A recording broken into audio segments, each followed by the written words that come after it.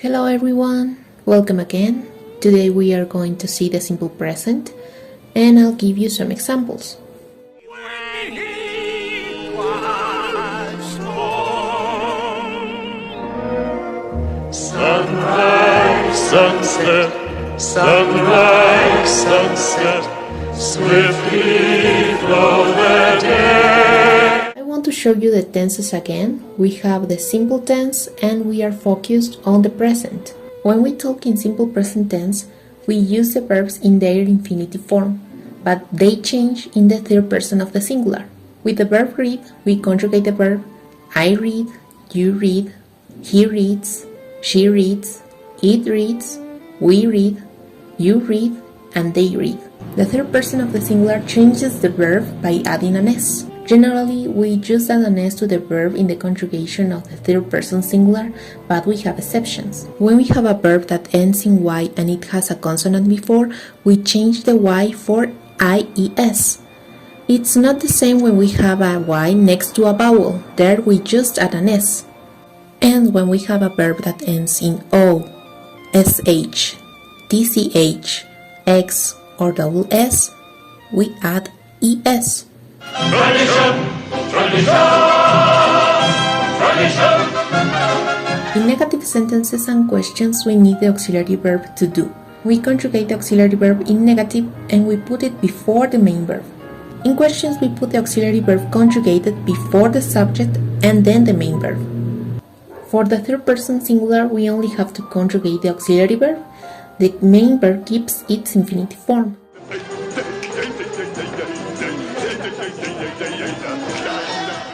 We have different situations where we can use the simple present. We can use it to talk about something that is generally or particularly true, a fact that we all know that is true. Also to talk about a repeated situation, when we have a certain frequency. Here we need frequency adverbs or expressions of frequency, like always, usually, once a week, every Monday. We can use the simple present to talk about the scheduled things, an event that has a schedule, and we can use it to talk about a sequence of events, when we mention a sequence of actions that have an order. Now I'll show you some examples of the structure and the uses of the simple present.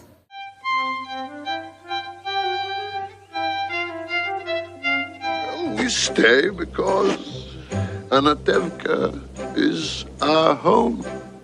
Stay is our verb in simple present. If we conjugate it in the third person of the singular, we just add an S. We have a vowel before the Y.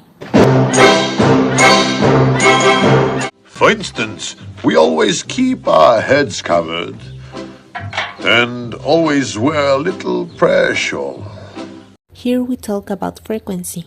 These two actions are repeated. With this part of the song, we can create a sequence of events with father's duties.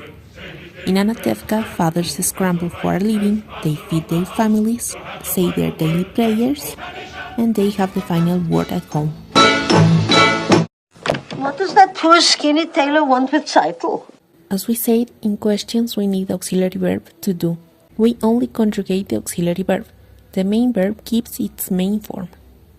Since here we have the third person of singular and a verb that ends in O, we add ES. If I were a rich man, as the good book says, if you spit in the air, it lands in your face. Nonsense. This is a type of conditional. We have these two verbs in present simple, and these sentences express a fact. Of course, your daughter Zeitel.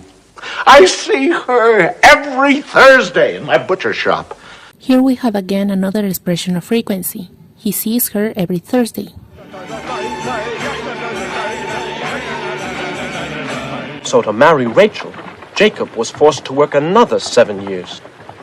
So you see, children, the Bible clearly teaches us you can never trust an employer. Here we have a particularly true. The Bible replaces the pronoun it, and since the verb teach ends with a ch, we add es.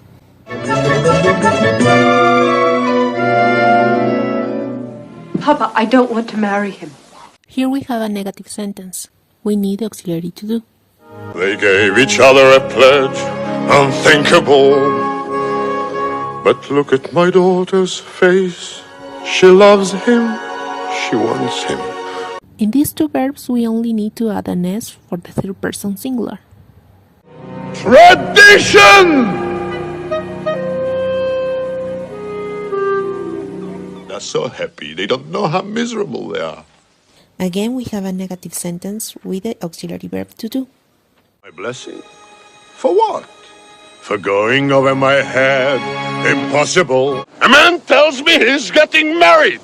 He doesn't ask me, he tells me. But first he abandons you.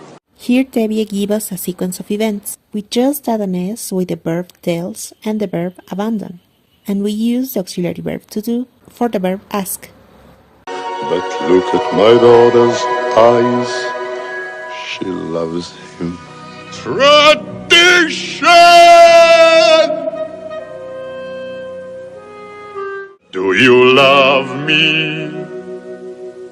Do I love him? Well, Here we have questions again. We put the auxiliary verb to do, the subject, and the main verb. I suppose I do. and I suppose I love you too. But he's wonderful. He never cries or anything. Here we have a sentence that expresses a frequency, and we have the verb cry. We have a consonant before the Y, so we change the Y for IES.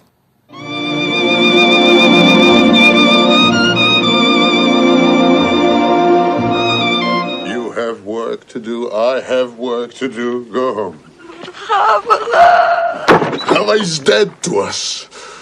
Little Chavale, I don't understand what's happening today. Everything is all a blur. To express a scheduled action, we can say the post office opens at 7 in the morning, or the train arrives at 9 every day. That was the simple present. I hope it was clear and the examples were helpful to you. That's all for this video. Bye and see you in the next lesson.